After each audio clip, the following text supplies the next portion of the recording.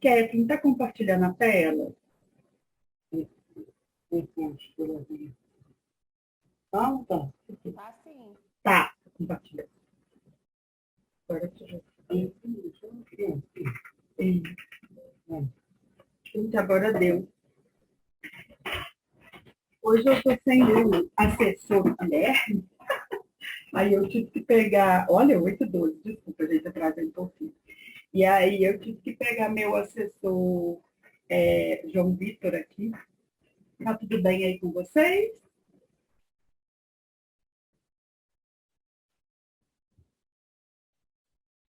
Tudo bem, meninas? Peraí, deixa eu ver.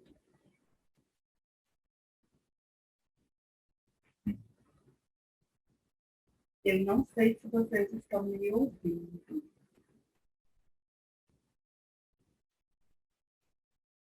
Vocês estão me ouvindo? Eu tô, ela. Ah, então tá. Então já deve estar tudo certo. Gente, então já vou colocar aqui para frente, da onde a gente parou. Ó, então sejam bem-vindas, quem está chegando aí hoje também.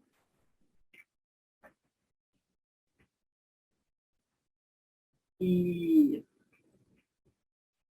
vou só voltar aqui onde nós paramos.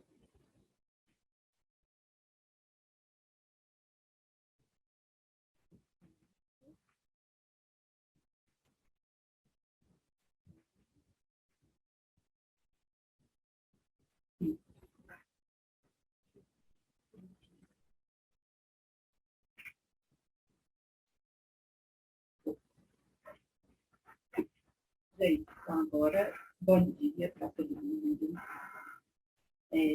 Desculpem aí esses 12 minutinhos de atraso. Estava tentando aqui me organizar junto com meu filho, para ele poder me ajudar aqui no acesso aqui na plataforma. Eu vi também que algumas pessoas colocaram lá no grupo que estão também com algumas dificuldades para acessar a plataforma. Eu vou solicitar ao Guilherme que faça um videozinho básico orientando, tá? Como que faz essa questão do acesso na plataforma para vocês não terem dificuldade nenhuma, tá? A Ingrid falou que está ouvindo, está tudo ok. O Ana entrou agora. Deixa eu mandar aqui para entrar. Então, vamos lá. Todos bem-vindos. Sabadão, nós temos aí agora de 8 até meio-dia. Provavelmente a gente dá uma paradinha, a gente faz um intervalo. Quem não estava aqui com a gente na semana passada, deixa eu só situar aqui vocês, né? Nós vamos estar com vocês nesse preparatório do incêndio de agora, de março até julho. As aulas normalmente as aulas são aos sábados, as aulas ao vivo são aos sábados. Hoje, por exemplo, estava prevista uma aula gravada. Mas eu pensei, como eu vou sentar para gravar a aula, eu prefiro que vocês estejam aqui comigo, até porque se tiver dúvida, se quiser trocar alguma informação, eu acho mais gostoso fazer sabendo que vocês estão aqui comigo e que a gente pode ter alguma troca aqui também. Por isso que eu resolvi abrir hoje para a gente poder gravar e fazer juntos aqui, tá? Dentro da plataforma, né, o que vocês vão encontrar? Sempre as aulas gravadas, que o Guilherme ele coloca logo após, né, o término da aula, ele faz uma edição, hoje, por exemplo, provavelmente ele vai ter que fazer uma edição maior, né? Ele faz uma edição dessa aula, coloca na plataforma, vocês podem ter acesso ao curso aí por um ano, e tem também, né, o material da aula no PDF, que está anexado lá, e anexado também as legislações que a gente está utilizando, tá? Então, a metodologia que a gente usa é o seguinte: quando eu sento aqui com vocês para poder falar de uma lei, explicar de uma lei, eu faço da seguinte forma. A gente vai acompanhando a lei ao pé da letra, exatamente como que está, né, na legislação. Por quê? Porque essa forma que vocês vão ver na prova, né, exatamente esses termos, desse jeito. Só que eu gosto também de decodificar um pouco essa legislação. Então, assim, a partir da experiência que eu tenho, a partir da vivência que eu tenho com essa legislação, eu gosto de explicando, porque o que é importante é vocês entenderem esse processo todo. Principalmente que a aula de legislação, principalmente que a aula de legislação, ela é um pouco, às vezes, cansativa, né? Porque são termos novos, quem não é da saúde, às vezes ainda fica com essa novidade desses termos novos. Então, o que acontece? Eu gosto de estar explicando um pouco para vocês contextualizarem, para vocês vivenciarem um pouco do que é essa legislação, tá? Por isso que eu vou explicando assim. Então, vamos lá. Na aula no primeiro encontro que nós tivemos, eu falei de tudo sobre a questão do edital, né? Então, de como que vai ser aí, o que vai estar sendo solicitado nesse edital do IPSENG. No segundo momento, eu falei um pouco de algumas legislações que estão sendo solicitadas nos concursos públicos, em especial essa que a gente está estudando, que é a Lei 8.080. Na aula passada, de sábado passado, a gente fez uma boa parte, a gente fez a metade da legislação da Lei 8.080, que é a lei maior do Sistema Único de Saúde. E essa lei, ela regula não só o sistema público, como também tem algumas diretrizes para o sistema privado também. E aí as pessoas podem perguntar, mas por que a gente está fazendo um concurso para o IPSENG? A gente precisa de saber essa legislação. Porque o IPSENG, apesar de ser o Instituto de Previdência de Servidores do Estado de Minas Gerais, que é também, que tem um regime próprio de previdência social, né? Que, igual eu expliquei da última vez, o IPSENG, quem tem direito ao IPSENG são apenas servidores públicos do Estado de Minas Gerais. Né? Então, todos que são os servidores públicos do Estado de Minas Gerais, eles têm acesso ao IPSENG, como também têm acesso ao SUS, porque o SUS é universal. Mas nem todos que usam o SUS podem usar o IPSENG, porque lá é um regime próprio, tanto de previdência quanto, né, da assistência à saúde, é específico para quem é servidor público do Estado de Minas Gerais ou que tem contrato, né, e que está utilizando os serviços do Estado de Minas Gerais. Tá? Então, por isso que a gente precisa saber dessa legislação, porque essa legislação, a Lei 8.080, ela regula todo o Brasil. Né? Então, é uma legislação que foi consolidada a partir de lutas do movimento de reforma sanitária, a partir de lutas da Constituição de 88, e foi consolidada toda na Lei 8.080, que é essa legislação que a gente está estudando. Tá? E o que é importante, e por que é também importante a gente saber dessa legislação da Lei 8.080? Todas as outras matérias e disciplinas que a gente vai estudar aqui, todas elas têm como referência a Lei 8.080. Até a contextualização dos temas do serviço social que nós vamos estudar tem a ver com a Lei 8.080. Quando a gente vai estudar metodologia, né, do serviço social, se a gente for, né, a gente dando um enfoque com relação à saúde, a gente tem como base a Lei 8.080. Quando a gente vai estudar instrumentalidade do serviço social com a Yolanda Guerra, a gente vai entender que dentro da saúde nós temos instrumentais que a gente tem que utilizar, e aí também tem como base a Lei 8.080. Então, assim, tudo que a gente vai estudar na saúde e tudo que a gente vai estudar no serviço social para esse concurso, a nossa referência é a Lei 8.080, tá? Porque a gente vai falar de metodologia na saúde, a gente vai falar de intersetorialidade, a gente vai falar de instrumentalidade, a gente vai falar de redução de danos, a gente vai falar de direitos, né, direitos do usuário, a gente vai falar de política pública, a gente vai falar de código de ética. Então, todo esse contexto todo, né, desse preparatório para o IPSENG, a gente tem alguma referência aí na Lei 8.080, tá? Então, no artigo 19 dessa lei, vai dizer o quê? O que compete, né? Quais são as atribuições que são reservadas aos estados e aos municípios com relação ao sistema de atenção à saúde indígena. Então, para você ver o quanto que a Lei 8.080 ela é, né, atenta a todas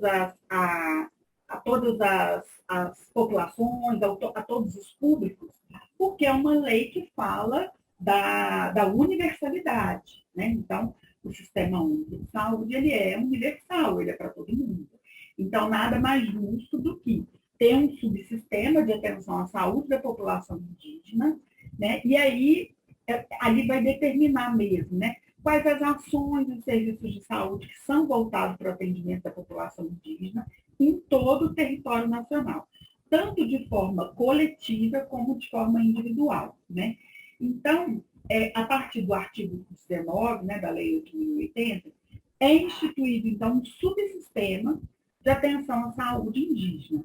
Esse subsistema, ele compõe o Sistema Único de Saúde, criado por essa lei, né, 8.142, de 28 de dezembro de 1990. Tá? E aí, gente, o que vai ser dito nesse subsistema? O que vai ser dito, então, no subsistema de atenção à saúde indígena? Vai ser dito o que vai ser de responsabilidade da União, né? Então, a União, né, com seus recursos próprios, tem que financiar esse subsistema de atenção à saúde indígena. Vou mutar aqui todos, para não ter problema aqui de música. Tá?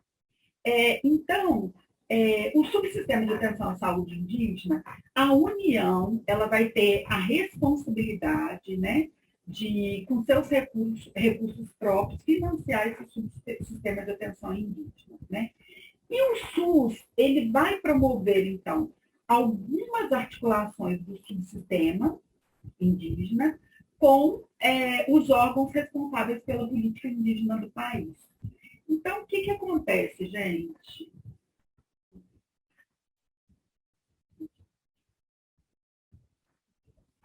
Então, o que acontece? Os estados, os municípios, as outras instituições governamentais e não governamentais, elas também poderão atuar de forma complementar no custeio à execução dessas ações.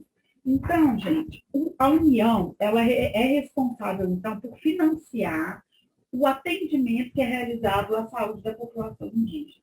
Mas os estados, principalmente se a gente pensar em questão de territorialidade, né? Que a gente tem que entender que cada estado tem um perfil. Então, por exemplo, assim, tem estados que a gente tem uma população indígena maior, né? Uma concentração de população indígena maior. Então, os estados, os municípios, as instituições, tanto as instituições governamentais quanto as não governamentais, elas podem também atuar de forma complementar para custear, né, para financiar a execução dessas ações para a questão da população indígena. Tá? E a União, então, ela vai instituir alguns mecanismos de financiamento específico para os estados, para o Distrito Federal e para os municípios. Sempre que houver alguma necessidade de atenção secundária e terciária fora dos territórios indígenas. Isso aí eu quero explicar bem para vocês entenderem. Vocês lembram que a gente falou o seguinte, que a atenção básica, que é a atenção primária à saúde, oferecida pelos municípios, nos centros de saúde, essa atenção básica, ela é municipalizada. Então, sempre cai isso na prova, tá? A saúde, ela é municipalizada. Então, o recurso vem lá do governo federal, vem para os estados e vai para os municípios. Então, assim, a maior parte dos serviços de saúde públicos, eles são realizados com recursos do município e com a ação, né, a execução do município. Tá?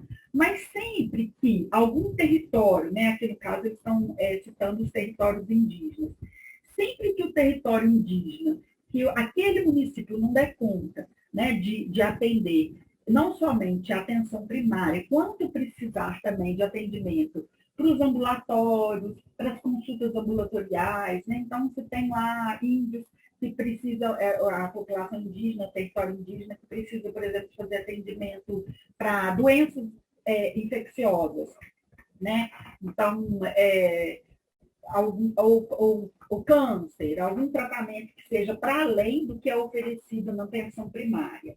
Aí, a União, ela tem que financiar recursos para que esses municípios tenham condição de ter atenção ambulatorial e atenção de internação hospitalar, que é a atenção terciária, fora do território do indígena. Então, se você tem lá um território indígena, aí pode ser oferecida atenção primária lá, mas ambulatório, internação, muito provavelmente não vai ser oferecido naquele território. Então, a União, né, o governo federal, aí, ele tem que fornecer esses mecanismos de financiamento para criar esse acesso à população indígena. Tá? E aí também, em alguns casos, né, de situações de emergência e de calamidade pública, tem algumas situações específicas que também são de responsabilidade da União. Tá? Então, em situações de emergência e de calamidade pública, a União vai ter que assegurar o quê? Um aporte adicional de recursos. Por quê, gente? Igual vocês viram aí, né, recentemente, teve aquela questão dos territórios indígenas que estavam sem assistência à saúde, que estavam sendo negligenciados. Então, toda vez que tiver alguma situação de emergência, de calamidade pública, a União, então, tem que assegurar um aporte, né, adicional de recursos que às vezes não estavam previstos nos planos de saúde dos distritos sanitários, né, para poder subsidiar essas ações. Tá?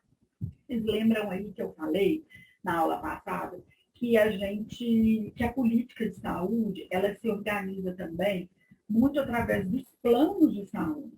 Né? Os planos de saúde, não é aquele plano de saúde que a gente conhece, né? Aquele verdinho, né? Unimed, nem nada, não. Os planos de saúde que são organizados nos seus municípios. Então, para isso, para que essas coisas se concretizem, para que exista um plano municipal, por exemplo, de saúde, a gente tem que passar por conferências locais de saúde, onde vão levantar qual que é a demanda daquele território ali. Então, o que são as conferências? Eu estou falando bem detalhado assim, gente, porque na aula passada algumas pessoas falaram que não são da saúde e que não têm conhecimento dessa questão desse território da saúde, né, de como que é o funcionamento da saúde. Então, o que acontece? Para a gente definir um plano municipal de saúde, a gente precisa o quê? Que a gente tenha as conferências locais de saúde, que são aqueles espaços onde os gestores, né, as pessoas que administram, por exemplo, um centro de saúde, os servidores públicos e a população se reúnem e aí definem quais são as prioridades, por exemplo, daquele território. Então, isso é definido no Conselho Local de Saúde. Depois, tem o Conselho Estadual de Saúde, tem o Conselho Distrital, tem o Conselho Municipal e tem o Conselho Nacional de Saúde. Então, são várias instâncias deliberativas de controle social, onde todos esses planos municipais e estaduais e nacional de saúde têm que ser aprovados. Tá? Então, por isso que a gente diz que a política pública de saúde, né, prevista na Lei 8.080, ela é com forte caráter de participação popular e de controle social. Tá? Então, com isso, então, em algumas situações, né, de calamidade pública, aonde, gente, a Gilda conseguiu entrar aí, parece que ela está mandando uma mensagem aqui. Gente, quem que estiver aí com alguma dificuldade do som, sai e entra de novo, tá? Porque pode ser que seja alguma coisa do seu próprio computador aí, porque para a gente aqui está tudo ok. As meninas que estão aqui já falando que está tudo ok aqui, tá? Então, em situação de emergência de calamidade pública, então, é importante que seja garantida a inclusão desses povos indígenas nesses programas emergenciais, né? Por quê?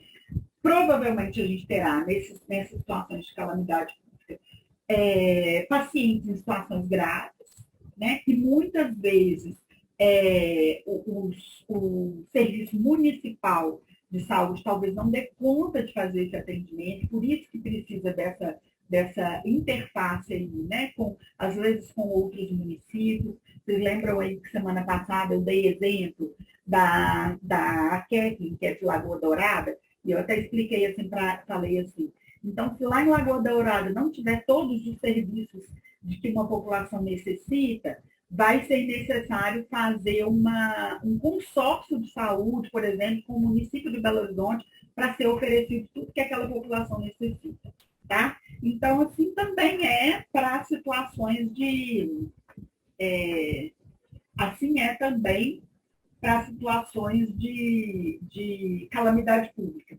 Se naquele município ele não tiver recurso e não tiver condições de atender aquela situação emergencial ali, os municípios também, né, através de fluxos e podem referenciar o atendimento daquela comunidade para algum outro serviço que seja em tempo oportuno.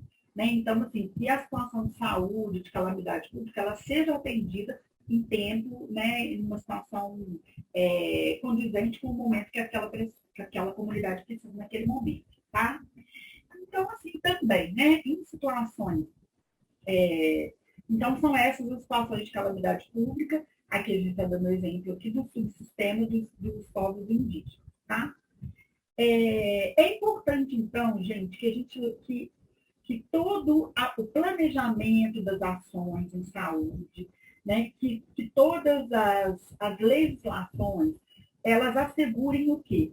Que a gente tem que levar em conta qual que é a realidade local daquele território ali que vai ser atendido, tá? Então, assim, se for com relação às populações indígenas, então, assim, a gente sabe que as populações indígenas, bem como outras populações também, elas têm algumas especificidades, seja com relação à cultura, né, seja com relação ao modo de vida, seja com relação às crenças.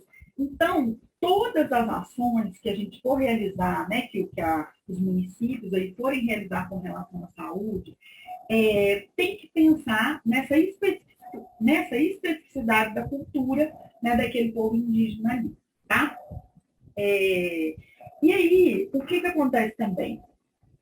Para a gente oferecer uma assistência que a gente leve em conta a cultura daquela população que está ali, né? E aí, aqui a gente está falando do subsistema de atendimento à população indígena, mas vamos pensar também em outros territórios, por exemplo, em territórios, por exemplo, assim, de área rural, em territórios das regiões ribeirinhas, né? Então, assim, tudo o que for oferecido com relação à saúde daquela população, dentro da Lei 8.080 está previsto o quê?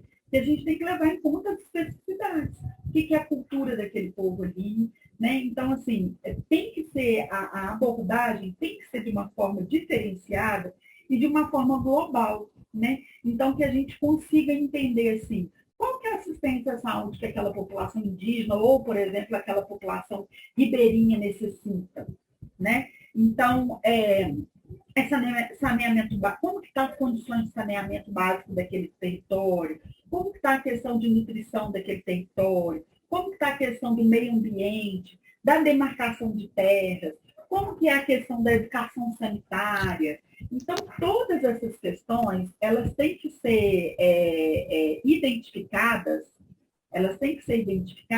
para que realmente tenham para que realmente a assistência à saúde seja de acordo com a demanda do setor popular.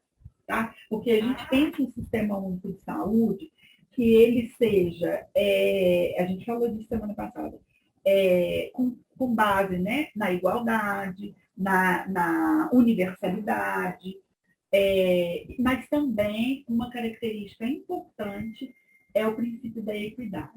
Né? E o que seria esse princípio da equidade em saúde? Que aqui está falando disso.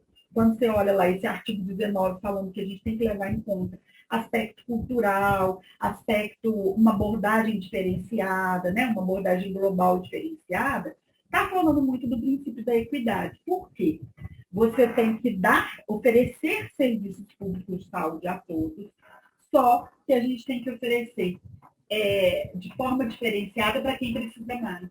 Então, a quem necessita mais tem que ser dado mais. Né? Aí sim a gente tem essa noção de equidade. Vocês lembram aí daquela. Tem uma imagem, quando as pessoas explicam sobre igualdade e equidade, quando a gente tem aquela imagem assim, que são pessoas em cima de de banquinhos, e aí assim, quando você trata todo mundo como igual, né?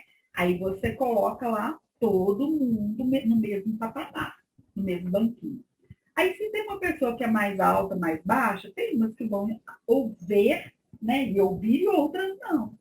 Quando a gente, quando a gente trata as pessoas, as comunidades, os territórios, de forma a levar em conta o princípio da equidade, o que, que a gente vai fazer? Para a pessoa mais baixinha, a gente vai dar um banquinho maior. Para a pessoa mais alta, a gente vai dar um banquinho menor.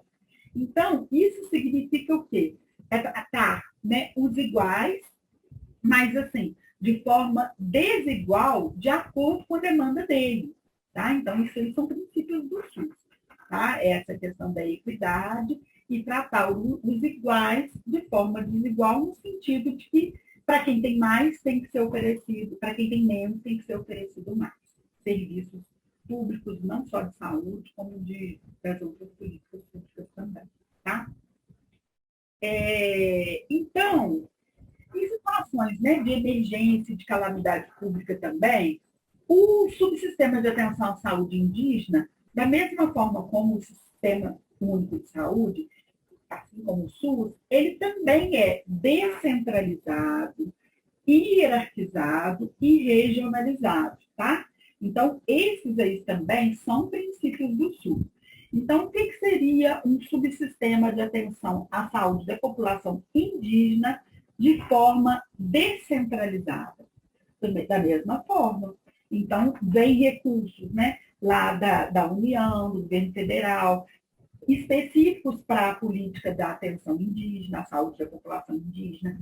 Esses recursos vão ser repassados para os estados, esses recursos serão repassados do estado para o governo municipal, que é aquilo que a gente fala do repasse de recursos fundo a fundo. Então, vem do governo federal, vai para os estados e vai para os municípios. Por isso que a gente diz que a saúde é municipalizada. Tá? Então, o recurso vem de forma descentralizada. As ações, elas são realizadas de forma hierarquizada. O que significa isso também, né? Então, assim, tem serviços que são oferecidos na atenção primária, lá pertinho de casa. Aí tem serviços que têm que ser oferecidos no centro de especialidade, que já é atenção terciária. Tem serviços que têm que ser oferecidos na atenção terciária, nos hospitais. Né? Então, tem toda uma hierarquização desses serviços. E também isso compõe a rede de serviços assistenciais na saúde. Tá? Então, quando a gente fala de rede de serviços na saúde, a gente está falando de quê? De que um paciente, para ele ser atendido lá no centro de saúde e para ele dar continuidade ao tratamento dele, para a gente ter a noção dessa questão de tem um princípio também que é a questão da longitudinalidade.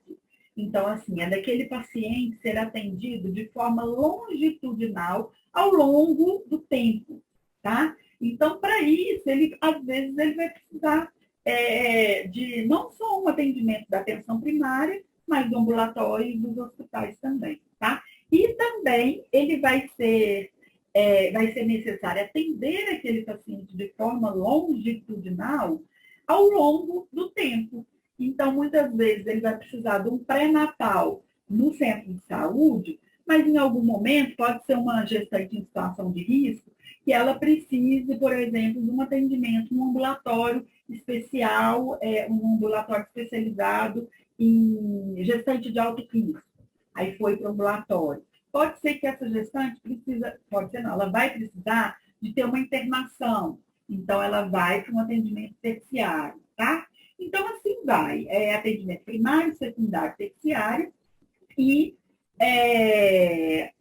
ao longo do tempo, acompanhando ciclos de vida daquele paciente. Tá? Então, por exemplo, um paciente, uma gestante, quando a gente fala na saúde, que a gente oferece um atendimento no formato de ciclo de vida, é porque a gente está atendendo aquela gestante.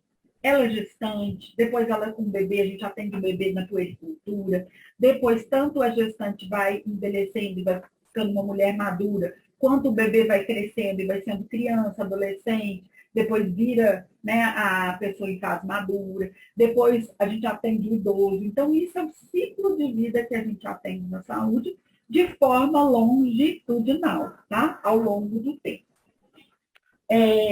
Então, gente, o SUS, ele atende dessa forma, de forma descentralizada, de forma hierarquizada e de forma regionalizada também, tá? Tanto para o atendimento de saúde da população indígena, quanto de todas as outras populações. De forma regionalizada, como? Por isso que a gente fala assim, que a gente tem, né, as regiões de saúde, os territórios de saúde. Por exemplo, quando você está lá no seu centro de saúde, por exemplo, se você mora igual eu aqui, Sagrada Família. Então, assim, a minha região aqui é atendida pelo Centro de Saúde Horto. E aí, então, é um território, é uma região ali. E esse território do Centro de Saúde Horto, por exemplo, ele faz parte da Regional Leste. Então, você vê como que a saúde é territorializada. Né? Então, em Belo Horizonte, a gente tem 9 territórios, 9 regionais de saúde. Né? Então, nós temos aqui a Regional Leste, onde eu estou, a Regional de Venda Nova, a Regional da Pampulha, Centro-Sul, Norte, Noroeste, Nordeste e Barreiro. Tá? Então, são 9 distritos sanitários, são 9 regiões, tá? Por onde os serviços são oferecidos. Então, aí dessa forma dá para vocês entenderem aí como que são essas diretrizes do SUS, descentralizado, hierarquizado e regionalizado. Tá? A rede SUS, né, então, ela deve obrigatoriamente fazer o registro e a notificação da declaração de raça, de cor, garantindo que as pessoas sejam identificadas, né, e que elas sejam atendidas, por exemplo, no sistema público de saúde, de acordo com a caracterização delas. Por isso que esse inciso aí, esse artigo 19, aí, inciso 1º, ele está falando o seguinte, que é importante de ter dentro do Sistema Único de Saúde a declaração de raça, de cor, né, e de identificação se é população indígena, se não é. Por quê, gente? A partir da identificação do sujeito é que a gente cria política pública. Então, por exemplo, agora recente na Secretaria Municipal de Saúde, tem uma comissão que está estudando tudo sobre as populações mais vulneráveis. Tudo.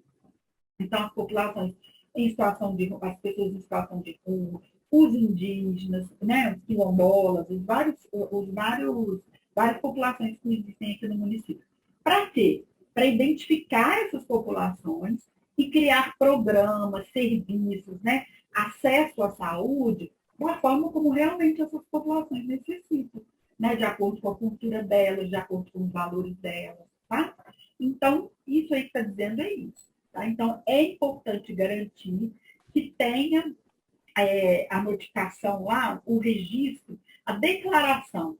Normalmente nos prontuários tem, né? Tem lá perguntas sobre questão de raça, né? Questão de etnia, né? A questão de se é índio, se não é índio, se é preto, se é branco, se é negro, tá? Tem tudo isso lá.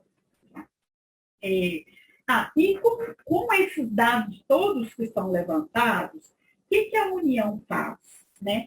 Ela identifica, né, os municípios fazem isso, os estados, todos isso, a União faz isso, ela identifica todas as informações, então, no caso aqui, referentes à população indígena. Tá? E aí, para isso, esses dados são todos computados, e aí por isso que a gente vê, quando a gente vê censo, quando a gente vê esses dados, né? populacionais que são apresentados, muitos desses dados são identificados através dos serviços públicos de saúde, tá? Porque serviço público de saúde, escola, assistência, né? Então, essas políticas de saúde, assistência e educação são as políticas públicas onde mais a gente consegue reconhecer e identificar os públicos que são atendidos. Porque a gente tem espaços, né? Formulários, questionários e espaços aí no prontuário eletrônico, por exemplo, que faz você identificar isso. Tá? E aí, por que essa identificação é importante? É importante porque a partir da identificação que você cria política pública que vai realmente ao encontro daquela população. Tá? E aí, com isso, com esses dados todos levantados, a União, então, ela tem que integrar esses sistemas de informação da rede do SUS. Né? Então, assim, a política de informatização e do sistema de informações do SUS, ela tem que ser muito, muito, muito efetiva. Né? Porque esses dados todos têm que conversar entre si, né? Para que a gente realmente tenha, para que as pessoas realmente tenham acesso a políticas de saúde de qualidade. Tá? E aí, o SUS, né, ainda nessas situações de emergência, de calamidade pública, né, ainda falando desse subsistema de assistência à população, à população indígena, o SUS também ele serve de retaguarda e de referência a esse sistema de atenção à saúde da população indígena. Né? Então, para isso, o SUS ele tem que se adaptar, né, à estrutura do Sistema Único de Saúde, à organização do Sistema Único de Saúde nas regiões onde residem, né, populações indígenas, tem que se adaptar para eles. Né? Tem que se adaptar para eles. Hoje a gente está mutando as pessoas aqui, não é por falta de educação. É porque senão sai o som aqui e aí pode prejudicar vocês aí e a gravação também, tá? Mas quem quiser falar é só levantar a mãozinha aí ou fazer algum comentário aí no chat que eu abro para a gente discutir, tá? Então, as populações indígenas, elas têm acesso garantido ao SUS, né? Tanto em âmbito local, regional, em centros especializados também, de acordo com as suas necessidades. Tá? E aí, vocês podem me perguntar, nossa, mas é tudo tão perfeito assim, né? Tem tudo isso, o SUS tem tudo isso. Com relação às populações mais vulneráveis, existem esses serviços, sim, mas a avaliação que eu faço, né, se a gente for fazer uma análise institucional, uma análise conjuntural, é que esses serviços existem, mas não necessariamente tem alguém que está riscando. Maria, Sandra, está riscando a apresentação aí. Mas que não necessariamente atendem a todos, no sentido de que a gente precisa de ampliar recursos, né, gente? Vocês viram aí a situação dos povos indígenas que estavam sem nenhuma assistência. Né? Então, quando a gente fala, né, que o SUS ele é amplo, ele é democrático, ele é plural, ele atende diversos tipos de populações, ele sim tem recursos específicos para cada uma dessas populações. O que a gente precisa é de ampliação de recursos, tá? Por isso que a gente fala, o SUS, quando as pessoas falam, né? O SUS não funciona. Aí, se a gente pensar, por que talvez o SUS não funciona no seu território lá, né? No seu bairro, que você vai e procura um atendimento, demora uma consulta ambulatorial, uma consulta especializada. A proposta e a estruturação do SUS ela é muito bacana. Só que ele é universal, gente, ele é para todo mundo. Então, você imagina o montante de recursos que é preciso existir para que dê assistência digna para todos.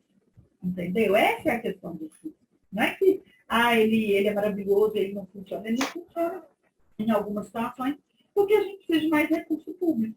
Tá? E o que a gente tem visto, né, nesses governos mais liberais aí, é que tem uma retirada desses recursos, né, do Sistema Único de Saúde, muitas vezes às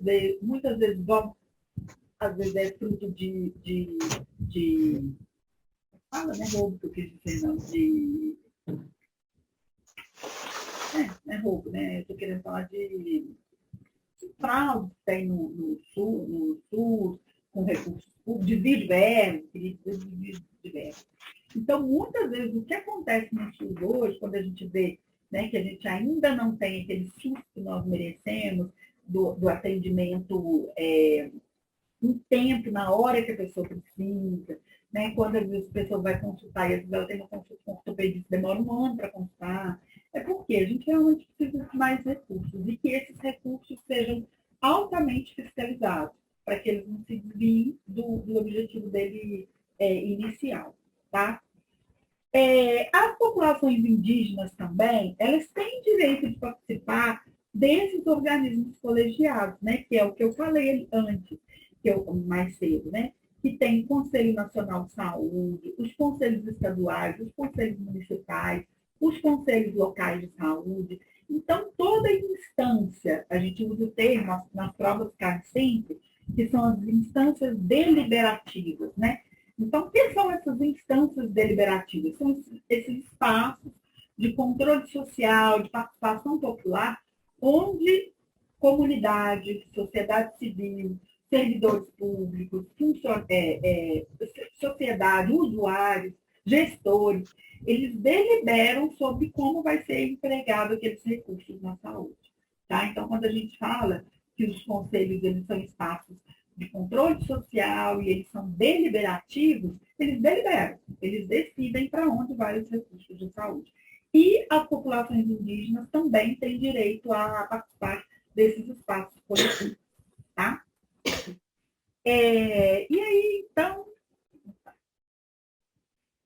Então, o subsistema de atendimento e internação domiciliar. Vamos lá. Esse capítulo 6, ele vai falar o quê? Capítulo 6 da Lei 8.080, né? Que a gente está lá falando desde a aula anterior, tá? Esse é o segundo módulo, chegou gente nova. Esse é o segundo módulo da aula sobre a Lei 8.080. Então, nesse subsistema de atendimento, né, e de internação domiciliar, vai ser realmente definido, né, estabelecido no âmbito do Sistema Único de Saúde como que vai funcionar esse atendimento domiciliar e essa internação domiciliar. Tá? Então, se a gente pensar... Se eu tiver efetuado a minha fala aqui, gente.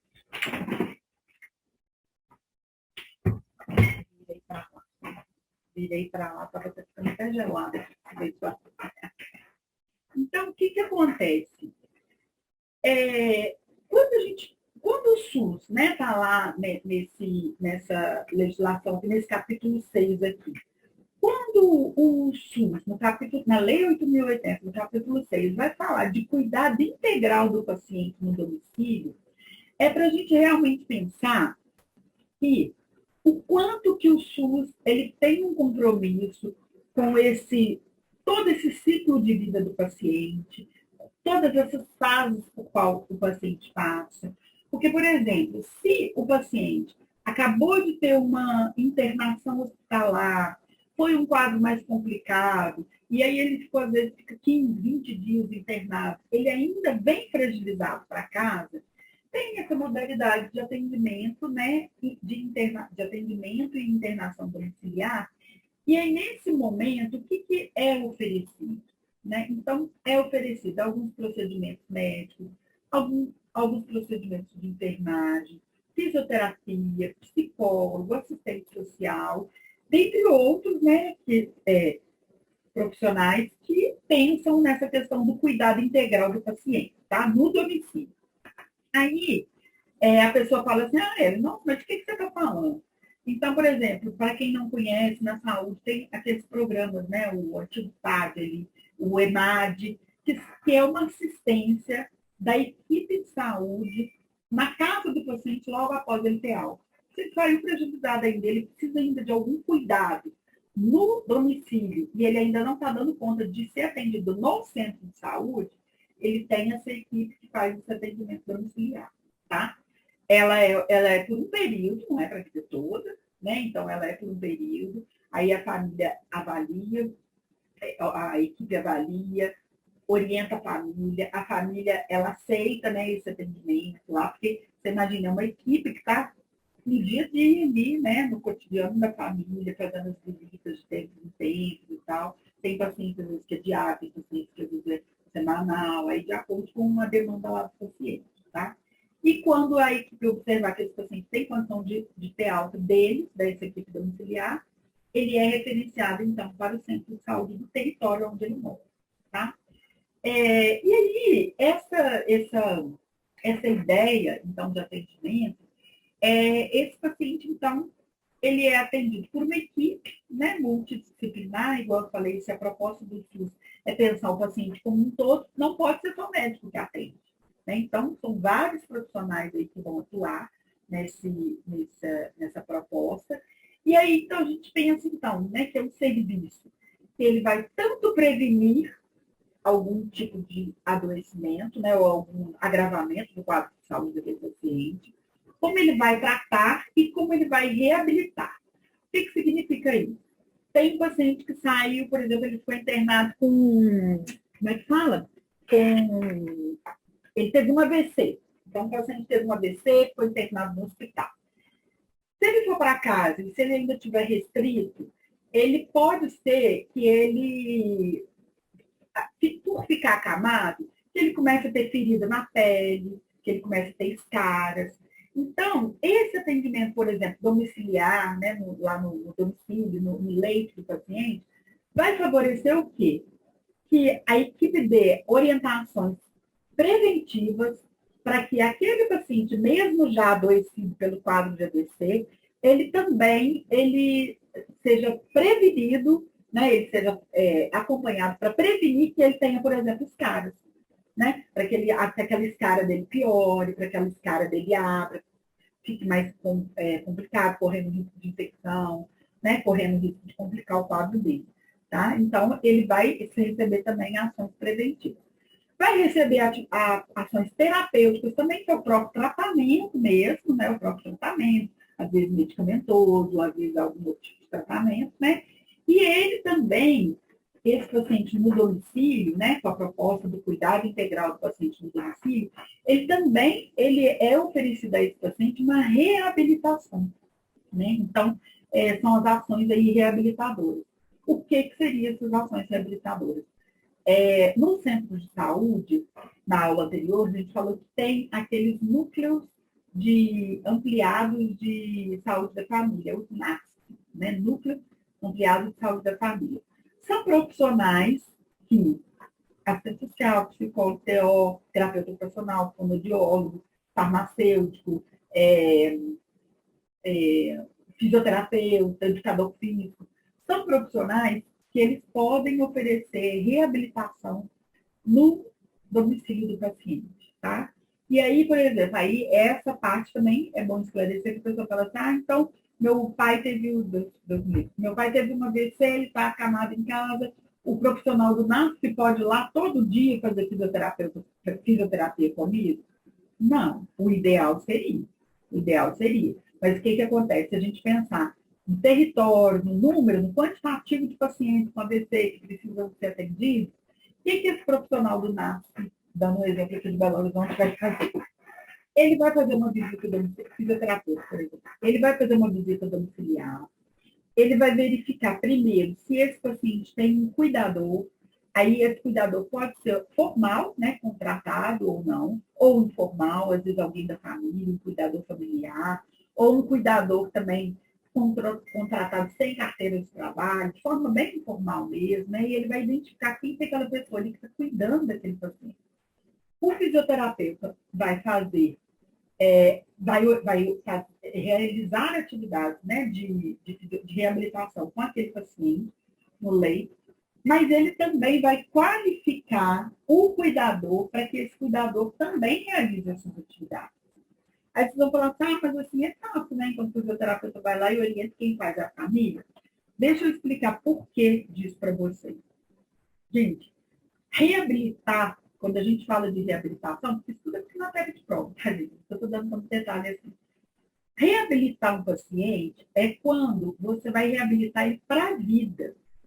Então, assim, a gente não acredita muito naquela proposta daquele paciente que fica fazendo fisioterapia a vida toda em alguma clínica lá, e aí então ele tem dificuldade de locomoção. E aí ele fica lá na clínica o tempo todo, lá, só fazendo um exercício, tentando locomover melhor e tal, né? A gente não acredita nesse tipo de reabilitação. A reabilitação do paciente tem que ser para a vida.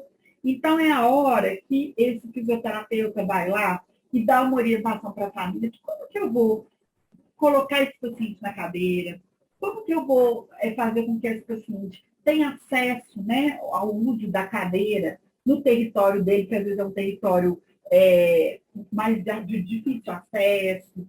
Então, o fisioterapeuta, dando exemplo de fisioterapeuta, né, ele tem esse papel de orientar o paciente, realizar atividade com o paciente, mas principalmente orientar um cuidador e orientar o paciente também, ele tenha uma autonomia na forma dele, né, se posicionar no mundo.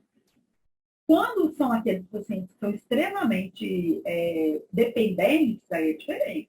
Né? Se o paciente é extremamente dependente, provavelmente vai ter um cuidador, né, que é específico para aquele cuidado ali, né, que a gente tem muitos pacientes às vezes, que são acamados e realmente a vida deles fica um pouco mais restrita, principalmente aqueles pacientes com AVC, né, que tiveram AVC, que tiveram derrame, e que está muito restrito. A nossa proposta é que ele reabilite para a vida, para voltar a fazer as coisas que ele fazia antes. E, às vezes, ele vai voltar a fazer as coisas que ele fazia antes, não da mesma forma. Isso que é reabilitar um paciente. Tá? E também tem aqueles casos, que é importante colocar, né, no cuidado do integral do paciente no domicílio, daqueles casos, daqueles pacientes que estão numa fase terminal mesmo, e que, às vezes, o cuidado que é oferecido no domicílio é um cuidado referente a um paciente, são cuidados paliativos que a gente fala. Então, às vezes, aquele paciente está muito fragilizado mesmo, que a equipe já falou que, né, que os dados vitais dele estão comprometidos, que às vezes a alimentação dele está comprometida, que a respiração dele está comprometida. Né? Então, tem alguns indícios que aquele paciente ali está numa fase terminal, e aí é oferecido, através dessa equipe, o atendimento domiciliar, mais para os casos dos pacientes em cuidados paliativos. Tá? Que a gente fala paliativo, que é no sentido assim, não vai modificar muito aquele quadro do paciente. A gente vai estar oferecendo uma assistência à saúde para ele, para oferecer conforto para esse paciente, já que ele está naquele processo do ciclo de vida que tem a ver com a questão da finitude. Tá? Então, é isso. Esse atendimento, né, internação domiciliar, ele só vai ser realizado, lógico, né, se tiver indicação médica, quando o paciente sai do hospital, ou quando o paciente está em casa e tem uma indicação médica de que essa orientação, esse acompanhamento seja dado e que realmente o paciente, a família concorde, né? Então, assim, eu já vivenciei situações aqui no centro de saúde, aqui onde eu trabalho, aonde o paciente foi, gente, esses casos é bom para a gente exemplificar, porque a gente aprende muito com eles, né? Inclusive por conta da questão da legislação. Enquanto o assistente social tem que estar atento à legislação, por quê? Olha que situação. Era um caso de uma paciente, uma idosa, que estava internada, situação grave, né, fase terminal. E aí, lógico, né, o hospital propõe que o paciente, em fase terminal, em situação de cuidado paliativo, que ele retorne, que ele permaneça na casa dele. Então, tem muita gente que às vezes questiona isso, sabe? Fala, nossa, por que aquele paciente é tão grave? E ele vai, e a equipe médica libera ele para ir para casa. Quantas vezes a gente já ouviu isso, né? Só que você tem que entender todo o contexto. É muito diferente quando um paciente está sendo liberado para casa por conta de um hospital que às vezes só pensa na questão da rotatividade de leito, quando às vezes é um hospital que tem uma lógica muito privada, e aí aquele paciente está ocupando um leito, é diferente. Né? É diferente quando você está num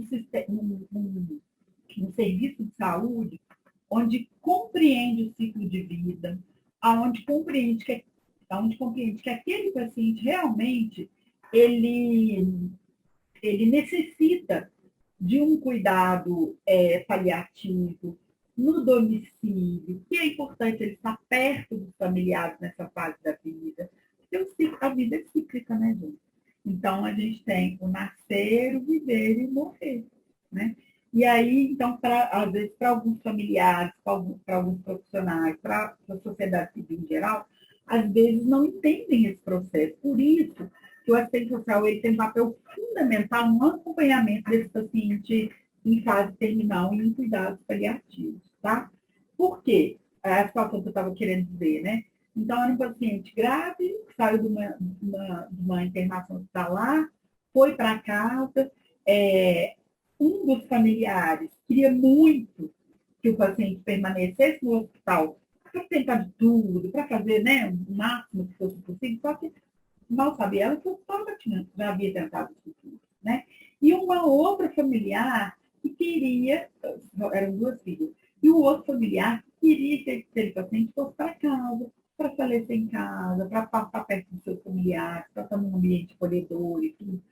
E aí, o que a gente, né, e a gente foi chamado para intervir nisso tudo, o que você vai fazer? Primeiro, observar se o paciente ainda tem uma certa lucidez, né? E aí, dependendo do quadro do paciente, provavelmente ele não tem. Né? Se for o paciente está muito já, né, com alguma perda cognitiva, com alguma perda, né, considerável, às vezes ele não tem como decidir por ele mesmo, que era o caso dessa minha paciente. E como ela não tinha como decidir, o que a gente teve que fazer? Toda uma abordagem familiar. Com a filha que queria, que estava questionando, né, que o hospital, que o centro de saúde não tinha feito melhor para ela, quanto com a familiar que tinha entendido que o paciente estava num ciclo de vida, que ele estava a gente já tinha que começar a trabalhar a finitude com esse familiar que não estava aceitando. Então, isso tudo é papel do assistente social também, tá? Quando a gente intervém nesses processos do adoecer, do falecer, né, do recuperar, do tratar, do reabilitar, né, a gente tem que estar acompanhando isso tudo aí. Então, a gente tem que ter muita sensibilidade para a gente trabalhar esses temas e para a gente ver o que está previsto na lei. Né? Então, está previsto que o paciente, a princípio, se ele tiver luz, ele tem, né, condição de decidir, mas que a gente também precisa de ter essa conversa com os familiares ali para a gente conduzir da melhor forma possível. Tá? No capítulo 7 já vai dizer aí do acompanhamento durante o trabalho de parto, né, e pós-parto imediato, né? Então, dos serviços, né, do Sistema Único de Saúde, tanto na rede própria ou conveniada, tem que ter a presença de um parturiente, junto a uma parturiente é quem está ganhando o bebê, né? Junto a uma parturiente, é importante que tenha um acompanhante durante todo o período, tá? De trabalho de parto, do parto e do pós-parto. E aí, lembrando, gente, trabalho de parto, para quem já trabalhou na maternidade de sangue, igual eu trabalhei 9 anos na maternidade de sangue, trabalho de parto, muitas vezes, ele é coisa de, sei lá, 24 horas, né? Então, tem que lembrar aí que tem um período grande para essa questão de trabalho de parto. Porque, às vezes, se a gente entender que a pessoa escolhida, né, que pode ser tanto pai da criança, quanto uma mãe, uma avó, tal, alguém para acompanhar, vai assistir só a hora do parto? Não, né? Então tem direito desde o trabalho do parto do pós-parto. Isso tudo com base também nessa questão da humanização do SUS, né, da política de humanização, onde a gente entende que essas fases desses ciclos de vida, como o nascimento, por exemplo, o parto, são fases onde as famílias, as mulheres, principalmente, né, estão extremamente fragilizadas, né, e ao mesmo tempo que fragilizadas, estão empoderadas, né, porque nada como dar luz a uma criança, né. Mas, assim, estão no momento, né, às vezes, de dor, é um misto, né, porque é dor, alegria, é tristeza, porque dói também e alegria. Então, é celebração e, em alguns casos, quando tem falecimento, né, morte, tristeza. Então, é importante, então, que essas mulheres sejam acompanhadas, tá? O acompanhante, né, será indicado, então, pela própria gestante, né? Quem está ganhando o bebê lá indica quem que vai ser o acompanhante, né? O que acontece? Tem legislações específicas, né, para poder garantir que esse direito da gestante, a direito do quem está em trabalho de parto, né, e no parto, no pós-parto, tenham esse direito garantido, né? É importante que todos os hospitais que eles não tenham fixado nem local visível essa questão da legislação, né, especificando que é direito da gestante, tá? E aí, então, com relação à gestante, isso está previsto dentro da Lei 8.080. Assistência terapêutica, a gente está tranquilo aí? Ó, estou sem o guia aqui, mas vocês podem levantar a mão, podem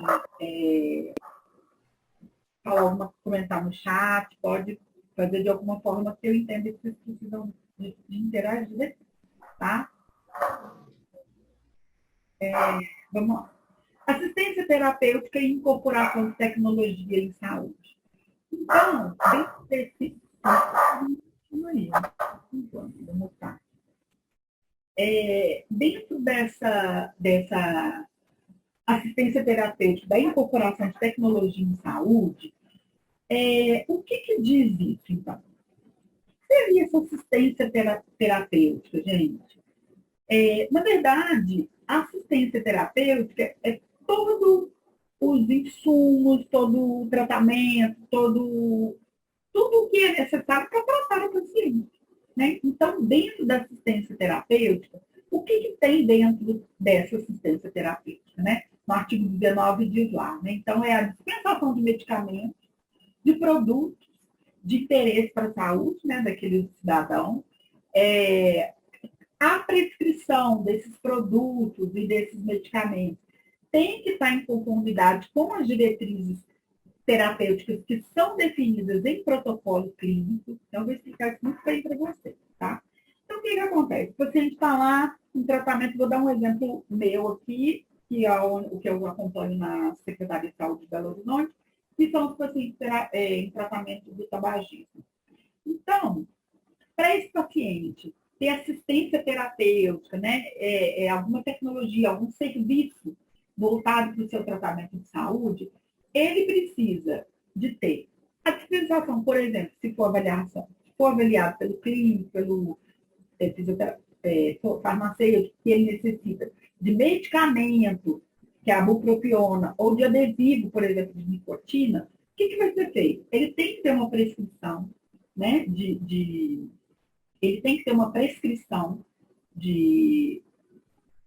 que está sendo, do que ele vai usar, né? E essa prescrição, esses medicamentos, os adesivos, no caso aqui do tabagismo e a bupropiona, tem que estar de acordo com protocolos clínicos. Então, gente, o que são esses protocolos clínicos, né? Os protocolos clínicos, eles vão determinar ali, os protocolos clínicos, eles vão determinar ali como que o tratamento vai ser realizado, tá? Então, por isso que dentro do Sistema Único de Saúde, né, aí está previsto dentro da Lei 8.080, qual que é a importância do protocolo clínico? O protocolo clínico diz o quê? Que aquele paciente que vai tratar, ele vai ter a segurança de que ele vai ser tratado com um tratamento que tem evidência científica. Por exemplo, vamos dar um exemplo aqui recente da pandemia, que foi aquele auê danado com relação ao uso de cloroquina, daqueles todos os tratamentos que não estavam previstos em protocolos clínicos, né? Em legislações, em protocolos clínicos, em regulamentações, por exemplo, pela Anvisa. Então, tudo o que o paciente necessita de assistência terapêutica, ele precisa, então, estar tratado dentro dos protocolos clínicos, tá? Vamos lá. E aí, Então, o que seria essa assistência terapêutica? Né? Então, ofertar procedimento terapêutico, às vezes em regime de atendimento domiciliar, às vezes em atendimento ambulatorial, hospitalar. Né? Esses protocolos, eles são oferecidos tanto pelo SUS, né, esses atendimentos, essa assistência terapêutica baseada nos protocolos clínicos, vão ser realizados tanto por serviços próprios do SUS, como também com convênios e contratos. Né? Então, por isso que às vezes assim, vocês falam, a gente fica sabendo assim, aquele paciente está tratando no hospital tal, ou então, por exemplo, paciente de reabilitação. Às vezes ele está tratando na clínica tal. Não, mas por que está numa clínica particular? Porque o SUS tem convênios, né? Tem serviços conveniados e contratados, e para a gente oferecer assistência de forma, o acesso mais rápido, às vezes pela quantitativo que é recebido no serviço público, é necessário, então, fazer esses convênios e contratos, tá? Mas lembrando também que tanto essas instituições conveniadas e as instituições contratadas, elas têm que estar tudo com base, com respaldo nos protocolos clínicos, né, em todo o funcionamento correto do Sistema Único de Saúde. Tá? Inclusive a questão de pagamento. Porque você imagina se essa não tiver uma regulação para acompanhar como são pagos os serviços de saúde nas redes privadas e conveniadas. Né? Então, seria muito recurso desperdiçado, seria muita fraude, seria muito roubo, seria muito desvio de verba. Né? Então, para isso tudo tem que estar pautado nas questões nas diretrizes, aí, nos princípios do SUS. Tá? E aí, o que é liberado também? Né? Então, para oferecer essa assistência terapêutica, aí, né, o que seria essa assistência terapêutica? Então, é importante também que os pacientes recebam órtese, próteses, bolsas coletoras, equipamentos médicos. Né? Então, vocês lembram aí, né, daqueles pacientes que a gente atende muito no centro de reabilitação, no CREAD, que são aqueles pacientes que fizeram, por exemplo, teve um câncer, aí teve uma retirada de uma parte do intestino, teve que colocar uma bolsa de colostomia, e aí essa bolsa, né, de colostomia, onde fica as fezes do paciente lá, ela é disponibilizada, por exemplo, pelo SUS. São materiais caros, né? Então, os pacientes que saem, às vezes, da rede particular, né, de assistência à saúde, muitas vezes depois eles caem lá no centro de reabilitação para poder ter acesso a essas bolsas aí de tratamento para quem faz, para quem é um paciente que a gente fala que é ostomizado. Né? Então, foi feito um procedimento dele, que ele, às vezes, tirou uma parte do corpo dele, e ele é considerado, inclusive, né, ele tem direito a assegurar as pacientes com deficiência, porque o organismo dele já não está funcionando como era antes. Então, isso eu estou lembrando, porque já vou falando aqui dessa questão do direito, tá? Do serviço social. Então, são pacientes que são ostomizados, que ficaram com algumas sequelas e que aí eles também têm algum direito assegurado à pessoa com deficiência. Tá? Então, isso tudo é oferecido para eles. Órtese, prótese, bolsa coletora, equipamentos médicos. Eu gosto de citar o exemplo para vocês verem a dimensão do Sistema Único de Saúde. Recentemente, eu tenho uma paciente que ela é cadeirante e ela usa de cadeira de roda, e ela tinha uma cadeira de roda manual, né? Aquela cadeira de roda comum, manual. Só que ela é uma paciente que ela tem, né, tem cognitivo preservado e tal, e ela é uma paciente que ela tem 40 e poucos anos, e ela tem uma mãe idosa de 60 e poucos anos, vai fazer 70 agora. E aí, o que foi solicitado para ela? Uma cadeira motorizada. Então, aquela cadeira, né, motorizada pelo SUS. O SUS também tem condição de oferecer cadeira motorizada para os pacientes que bem necessitam. Tá? Passa por avaliar. E aí conseguiu, recentemente, e ela conseguiu até muito rápido, sabe? Eu achei que o processo dela, como tudo acontece com essa paciente, eu acho incrível, é uma mãe que é muito dedicada, ela conseguiu a cadeira motorizada pelo CREAD da Leste, fazendo todo o fluxo normal, né? O fisioterapeuta vai lá no leito, assistência domiciliar aí. fisioterapeuta foi lá no domicílio da paciente, fez a medição da cadeira, levou a medição, encaminhou a medição da cadeira para o centro de reabilitação. O centro de reabilitação chamou essa paciente, avaliou a paciente, verificou como que seria a modelagem da cadeira para ela, que melhor adapta à deficiência que ela tem, solicitou a cadeira motorizada e chegou a cadeira motorizada para o paciente. Tá? Então, tudo isso, serviço de órtese, prótese, né, para que facilite esse processo de recuperação. Como também são as próteses, né, as órteses. Então, esses pacientes, às vezes, amputados, eles também entram para o processo no centro de reabilitação com relação ao acesso a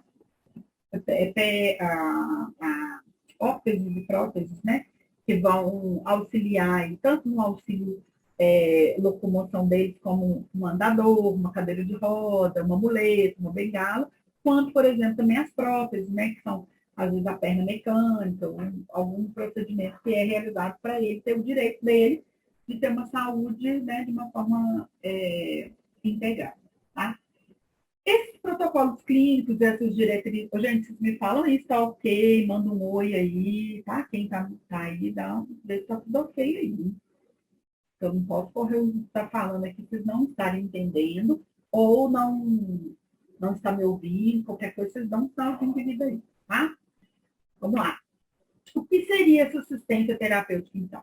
Então, dentro da assistência terapêutica, com base nos protocolos clínicos, tá? Então, esses protocolos clínicos e diretrizes terapêuticas, eles são documentos que eles vão estabelecer critérios para o diagnóstico da doença ou do agravo, né, a saúde do paciente, ou algum tratamento que é preconizado.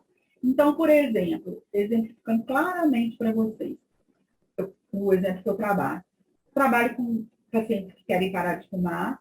O Ministério da Saúde lançou um protocolo para o tratamento, protocolo clínico de diretrizes terapêuticas para pacientes tabagistas.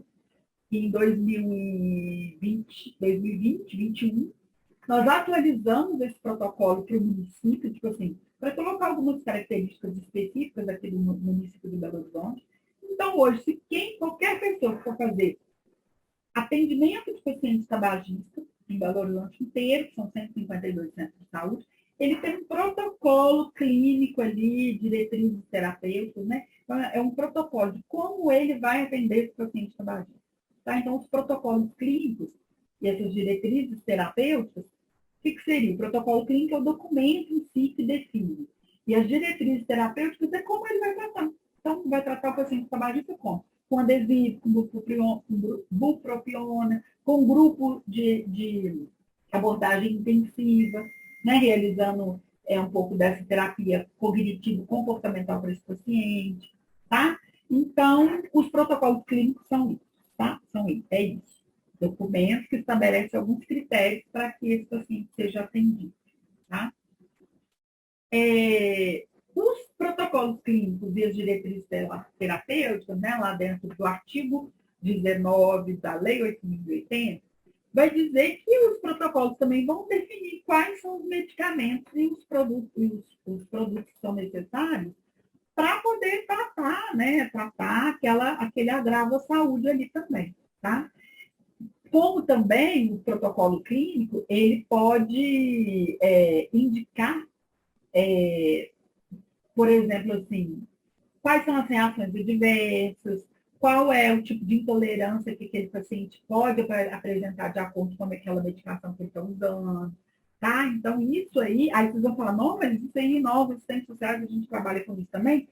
Se você estiver atuando, né, por exemplo, igual a gente está lá, na gestão dos serviços de saúde, esses protocolos clínicos, a gente tem que estudar, a gente tem que aprender sobre eles, para a gente fazer um melhor protocolo clínico, por exemplo, para o município. E aí, a gente estuda junto com, por exemplo, a farmácia, né, a gerência da farmácia, senta com a gente, estuda, faz um estudo sobre um levantamento bibliográfico, tudo com base em estudos científicos, né, que determine como que vai ser o tratamento desse paciente, tá?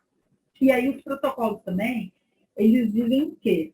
Quais são os tratamentos que são oferecidos de primeira linha, primeira escolha? Né? Então, por exemplo, às vezes o paciente está fazendo um tratamento para câncer. tem um protocolo clínico e diretrizes terapêuticas para o paciente com câncer. Então, lá eles vão definir, não, para o paciente, nessa situação, é melhor iniciar com quimioterapia, é melhor iniciar com radioterapia, entendeu? E aí, isso tudo é definido nos protocolos clínicos e nas diretrizes terapêuticas, tá? Gosto explicando, porque às vezes a gente lê assim, né? A gente fala, o que é isso? Por que está falando isso? Né? Assim, como que eu vou vivenciar isso na prática? Então, quem está na saúde vai vivenciar isso na prática. Por exemplo, vocês estão lá no Hospital da Previdência, no IPSENG, e aí vocês estão atendendo os pacientes que estão internados na clínica oncológica, lá tem um serviço de clínica oncológica. Aí a equipe lá vai estar discutindo assim, não, vamos ver aqui qual foi o protocolo clínico e diretriz terapêutica que é realizado para esse paciente oncológico. Uma das coisas que está prevista, por exemplo, é a equipe multidisciplinar, que você está dentro, que você, enquanto assistente social, está dentro. Tá? Então, por isso que a gente tem que saber disso tudo.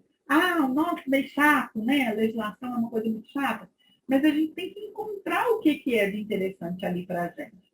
Tá?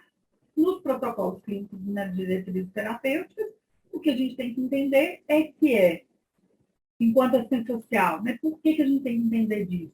Porque ali, se sai alguma coisa daquela conduta ali, está infringindo, inclusive, um direito do cidadão.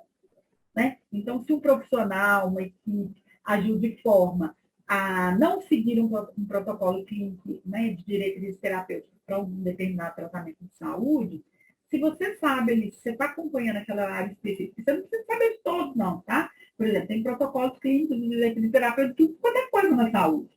O que eu conheço é o voltado mais para a questão do tabagismo, né? A fundo. Pode ser que tenha alguns outros protocolos clínicos de déficit terapêutico no nosso serviço, que a gente usa lá no dia a dia, que a gente saiba também. Mas a gente tem que saber os que são de acordo com o nosso trabalho, porque muito provavelmente está previsto dentro de quase todos os protocolos clínicos, está prevista equipe multidisciplinar. Porque se a gente pensa saúde, se a Constituição de 88, a Lei 8.080, pensa saúde no seu conceito mais ampliado, os outros profissionais, não só médicos, têm que estar lá contemplados. Tá? Então é isso. Na falta do protocolo clínico, o que acontece? Na falta do protocolo clínico, que pode ser, né, que tem algumas doenças, alguns diagnósticos e tudo, que às vezes não tem ali claramente um protocolo clínico, e às vezes eles vão fazendo de acordo com a experiência adquirida, com as referências científicas que foram estudadas, mas aí não tem um protocolo clínico ali para direcionar. E aí, no caso, quando acontecer isso, como que vai ser feita essa questão da dispensação, né, de medicamentos, de tratamento para isso?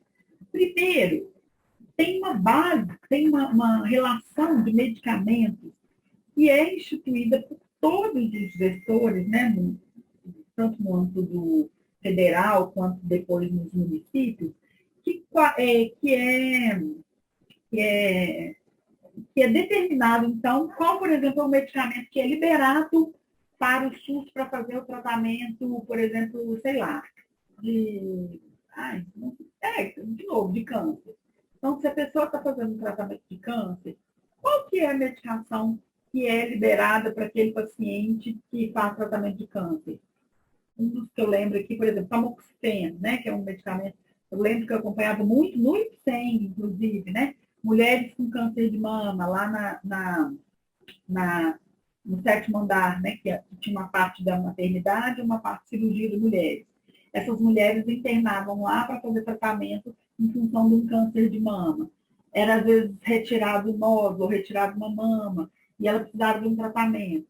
Então, se não tivesse um protocolo clínico que direcionasse esse tratamento para essa mulher com câncer de mama, o que a gente teria que, o que a equipe, né, o médico, o farmacêutico, o que tinha que olhar lá? Qual que é o medicamento, então, que é liberado, que foi pactuado em todas né, as comissões aí do Sistema Único de Saúde, que é para o tratamento de câncer? Um exemplo aí, o tamoxifeno, é uma medicação que é liberada. Entendeu? Então, a falta do protocolo clínico, o que vai dizer? É a lista de medicamentos também, tá? essas definições sobre questões de protocolo clínico, sobre questões da falta do protocolo clínico, isso tudo ele é deliberado, é decidido naquelas comissões que a gente já falou na aula anterior, que são as comissões intergestores. Ah, mas o que são as comissões intergestores? As comissões, quem não estava na aula passada, as comissões intergestores são aquelas comissões onde junta, por exemplo, município e Estado. Então, é uma comissão entre representantes do município e representantes do Estado, que são gestores. Inter, então, é entre o município e o Estado. Tá? Comissões intergestores, bipartite. Duas partes. São duas partes, Estado e município. Quando a gente fala em comissões intergestores tripartite, três partes. Então, é a comissão de representantes, né? Do município, do Estado e do Distrito Federal. Tá? Então, essas comissões também, elas são muito, você vê como é que é o potencial dela de gestão mesmo, né? Essas comissões, elas são comissões que definem, que deliberam, que resolvem, que concluem, né? Então, o papel delas é muito importante, tá? Então, sempre que não tiver um protocolo clínico, tudo, essas comissões, elas vão definir. Então, na verdade, como que vai ser aquele atendimento vai ser prestado, tá? E aqui, ó, lembrei que é importante falar, olha, tudo o que é decidido de importante, né, e tudo na saúde é importante, mas assim, tudo que é uma decisão que envolve recurso, que envolve serviços, que envolve posicionamento mesmo, dessa questão da evidência científica, tudo tem que ser decidido e tem que ser pactuado no Conselho Municipal de Saúde, tá, gente? Aquele espaço de controle social e de participação popular, que eu já falei também várias vezes. Tá? Então, isso tudo tem que ser pactuado no Conselho Municipal de Saúde. Por quê? Como que um governo federal, um Estado e um município, uma comissão tripartite, três partes, vai definir uma coisa e o nosso município, por exemplo, não vai tomar parte disso? Não tem jeito. Né? Porque se for uma coisa que envolve recurso, então como que o Estado, o governo federal, o município define uma coisa e nós lá, conselheiros de saúde, por exemplo, né, algum assistente social que for conselheiro de saúde, algum enfermeiro, algum médico, alguém da equipe, né, um agente comunitário de saúde, alguém que for um conselheiro de saúde, como que ele não vai estar ciente disso? E ele não vai deliberar sobre isso? Tem que deliberar. Um dos princípios do SUS, né, controle social e participação popular. Então, esse é o papel disso, tá? Gente, eu falo demais. Então o papel, né, do Ministério da Saúde então, qual que é o papel do Ministério da Saúde, então, assessorado por essa Comissão Nacional de Incorporação de Tecnologias no SUS, tá? A gente está falando lá de protocolos clínicos e diretivos terapêuticos e também tem as tecnologias do SUS. Né? Então, assim, essas tecnologias, elas são discutidas também nessa Comissão Nacional de Incorporação de Tecnologias no SUS. Tá? Então, sempre que for incorporar algum medicamento, algum tratamento novo, né, algum produto novo para tratamento no SUS, sempre que for, né, incorporar, sempre que for excluir, sempre que for alterar alguma coisa nessa questão de tratamento, o Ministério da Saúde ele vai tomar essa decisão, mas apoiado, tendo como base, tendo como respaldo, a Comissão Nacional de Incorporação de Tecnologia no SUS. Tá? Então, para isso, gente, vocês lembram, né? Que a gente viveu uma pandemia aí, que às vezes, em alguns momentos, tinham questões que o antigo presidente, né, ou que alguém do Ministério da Saúde queria mesmo fazer que fosse goela abaixo, né? E não pode. Então, assim, tudo quanto é procedimento que você vai incluir ou excluir para tratar, para cuidar da saúde das pessoas, tem que ser passado pela Comissão Nacional de Incorporação de Tecnologia. Tá? E isso aí foi, inclusive, uma guerra recente, né, com relação à pandemia, sobre a questão das vacinas, se elas poderiam ser incluídas ou não. A pandemia, tudo começou por isso, né, porque é, às vezes tinha sido autorizada a compra de vacinas e não foi comprada o quantitativo a tempo. Está tudo envolvido nisso aí, tá? Só para vocês situarem assim, o que seria isso aí. Então, tudo que é tecnologia nova para tratamento, para medicamento, tudo tem que passar pela Comissão Nacional de Incorporação de Tecnologia, tá? E aí, essa comissão, né, essa Comissão Nacional de Incorporação de Tecnologia, ela tem representantes também, como todas as comissões. E esses representantes, então, eles vão ser indicados pelo Conselho Nacional de Saúde, né? Então, normalmente são pessoas que têm capacidade técnica, né? São especialistas na área. Né? Então, as pessoas envolvidas nesses assuntos, né? Que são especialistas, é o Conselho de Medicina, são pessoas vinculadas a esses espaços aí de decisão, que são os representantes indicados para esse conselho, tá? E quando uma comissão, então, se tiver que implementar algum novo tratamento no SUS, se tiver que incluir ou excluir algum tratamento, tudo, a comissão tem que fazer um relatório para incorporar ou não aquela nova tecnologia, né, no SUS, e aí vai ter que ser levado em conta o quê? Evidência científica, vai ter que verificar se realmente aquele novo medicamento é efetivo, qual que é a segurança do medicamento, qual que é, né, esse processo aí de produção desse novo medicamento, no caso, citando medicamento, né? Então, se a produção desse novo medicamento se tem como base, né, medicamentos que são autorizados para o uso, né? Então, por isso, gente, o que acontece? Isso aí é um exemplo claro. Quando a gente escuta aqueles casos assim, a pessoa fez um implante, colocou uma prótese, colocou sei lá o quê, e aí colocou um material que não era indicado pelo SUS, que não era fiscalizado. Isso tudo está dentro disso. Então, assim, tudo o quanto é procedimento que o SUS for realizar, ele tem que passar pela essa comissão, né, de Comissão Nacional de Incorporação de Tecnologia. E como você vai prestar alguma coisa à saúde de um usuário sem saber se é realmente relevante, sem saber a eficácia, sem saber a segurança daquilo, tá? Então, é isso que está dizendo esse artigo aí, tá? Resumindo, né, em forma mais fácil de entender, aí é isso, tá? É... Quando esse relatório, né, essa comissão vai realizar um relatório para incorporar alguma nova tecnologia no SUS também, é importante fazer o quê, gente? Um comparativo de custo-benefício. Então, assim, você imagina se a gente, para incorporar uma nova tecnologia no SUS, fosse um preço exorbitante, assim, que o SUS talvez não tenha como marcar. Vai ser aprovado? Provavelmente não.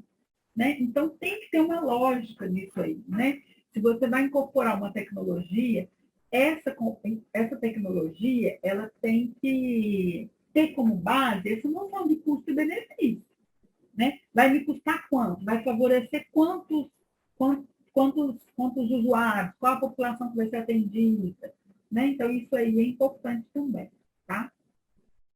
Então, tem que ser avaliado, tem que ter uma avaliação econômica sobre essa nova tecnologia a ser incorporada. Porque senão, gente, se não tiver essa avaliação econômica aí, né, do custo e do benefício, é recurso público que está indo para o ralo, né?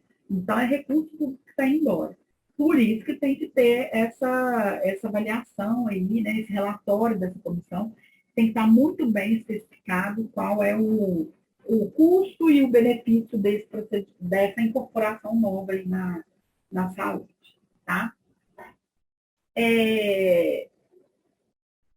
E aí, para então incorporar novas tecnologias, né, no sistema único de saúde, então, é importante que o serviço, né, que está apresentando essa nova incorporação de uma tecnologia na saúde, apresente, então, um documento que seja cabível, um documento que tenha a amostra dos produtos, como que ele vai ser regulamentado, todas as informações necessárias para tem que estar constando, né, nessa apresentação aí desse documento, para que essa nova tecnologia seja incorporada.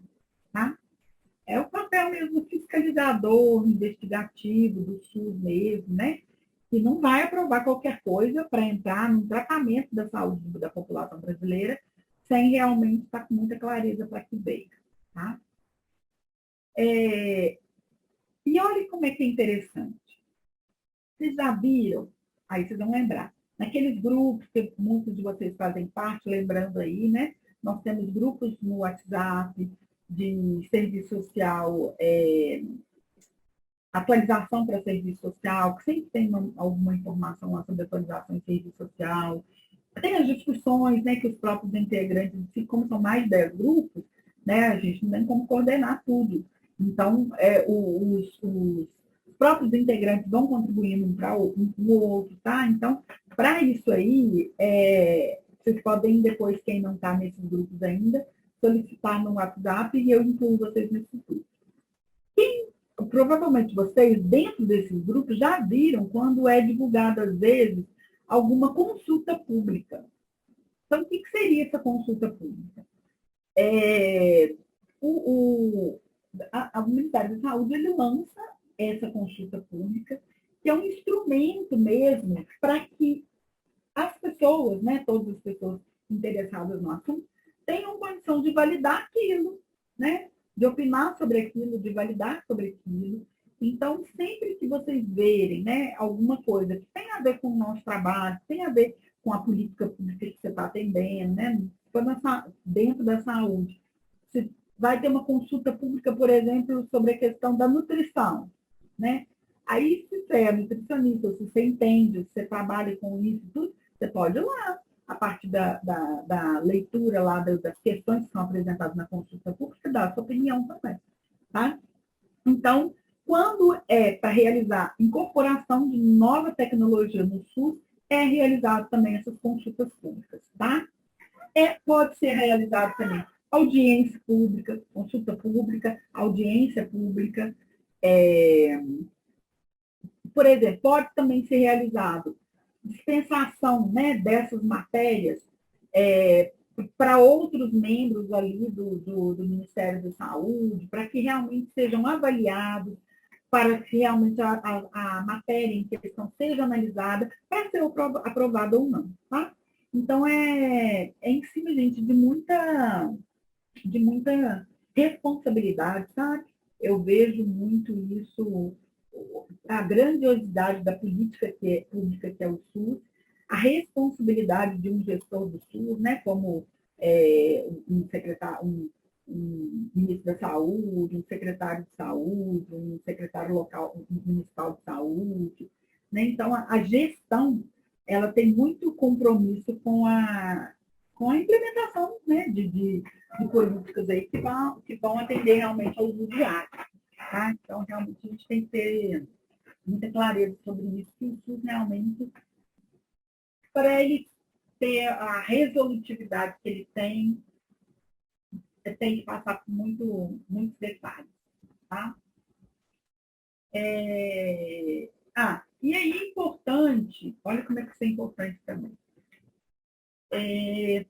Pode ser que, às vezes, com essa questão, né, dos estudos, das pesquisas, dos estudos das evidências científicas e tal, pode ser que, às vezes, alguma instituição, algum setor faça algum procedimento, né, cirúrgico experimental ou algum procedimento clínico lá experimental, mas se essas pessoas utilizaram medicamentos ou alguns produtos que não foram autorizados pela Agência Nacional de Vigilância Sanitária, então, se tiver que ter algum pagamento ou algum reembolso pelo procedimento que foi realizado, não vai ter. Por que não vai ter, gente?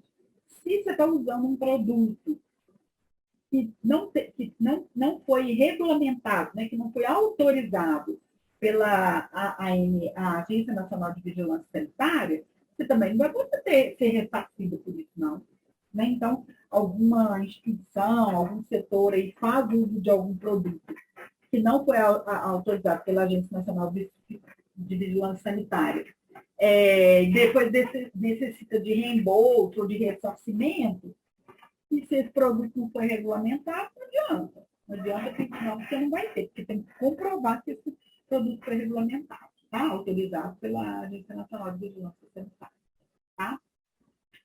Ou também fazer.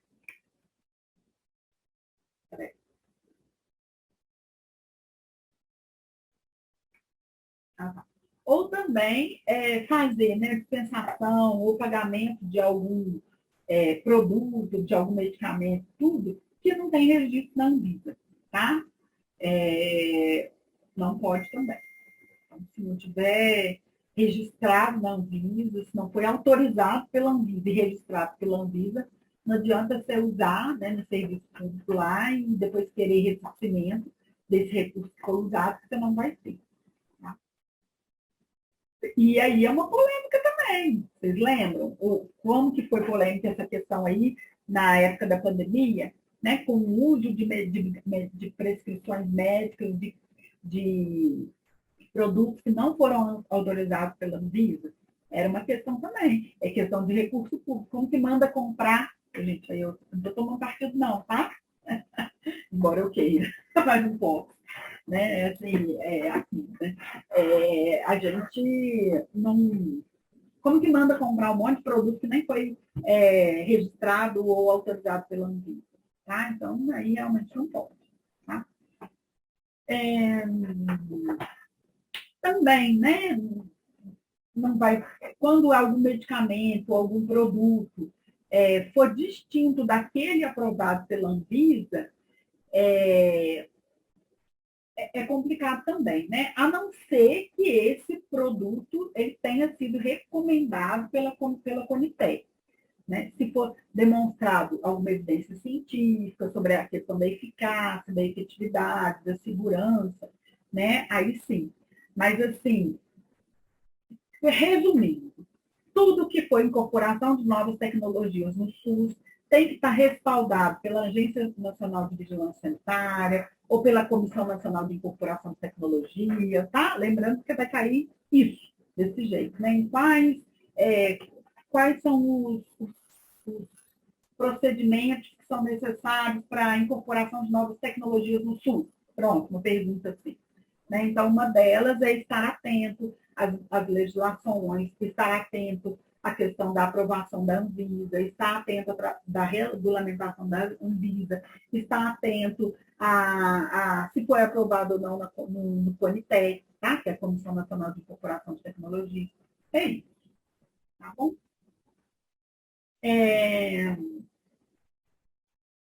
Tá. E também a responsabilidade financeira, né, pelo fornecimento de medicamentos, produtos de interesse para a saúde ou procedimentos, né, de que se trata isso aí, que é a incorporação de novas tecnologias no SUS, tudo tem que ser pactuado naquela famosa comissão intergestores tripartite. Tá bom? Vamos lá. Vamos lá. Gente, são 10 para as 9. 10 para as 10. Vocês querem? Eu quero. Deixa eu beber rápido. Vamos dar uma paradinha de 10 minutinhos para a gente retomar e se levantam, por favor, bebem água, porque a água é importante, né? Para ter mais clareza da coisa. Vai lá, faz xixi, se puder comer uma fruta, alguma coisa. Vamos dar uma paradinha de 10 minutinhos? Ok? Eu fechei todo mundo, não tem jeito de ninguém falar, né? Põe um ok no chat. Sim, sim. Ingrid, Silvana, né? Todo mundo. Vamos lá, gente, ó. São 9 para as 10, 10 e 1 a gente volta então. Tá bom? Combinado? Espero vocês, hein?